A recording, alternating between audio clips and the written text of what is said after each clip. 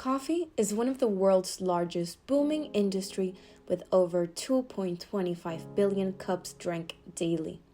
The majority of coffee drinkers are not aware of the complex process of its supply chain and the social and environmental damage it causes.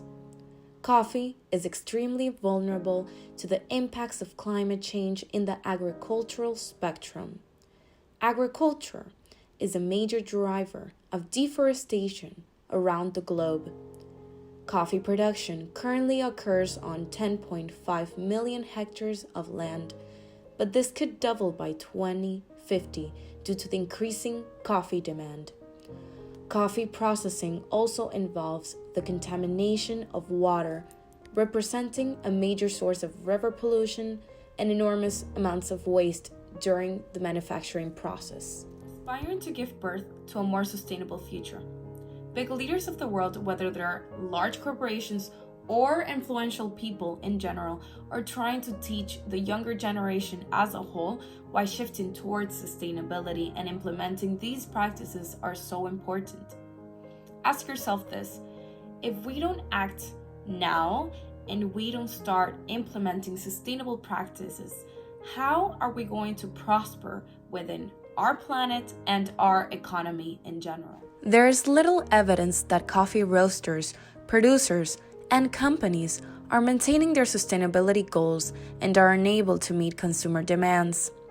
The Coffee Barometer, written by a group of global non-government organizations, comes as top firms like Starbucks and JDE Peet's face rising demands from consumers for ethically sourced products. While some companies have comprehensive sustainability policies in place, many large traders and roasters remain unclear about their commitments or any progress at all. No one is doing quite enough to maintain their sustainability practices. Starbucks shocked the world when they announced that they were going strawless in the name of sustainability. They actually replaced the straws for these plastic disposable lids, but if you compare the waste that they had with the straw, with the lids, it's actually nothing. They actually offer as well some paper cups, but they have like a material between the layers that makes the cup non-recyclable. So you as a consumer that cares for sustainability, you ask yourself, what's the point? Starbucks, like many of these big coffee companies, receive their coffee from farmers all over the world. They actually receive from over 400,000. And they've been on this mission with them to reduce their greenhouse emission and their carbon footprint. So what have they been doing? They've been actually in contact with these people so they can provide them the necessary nutrients and fertilizers.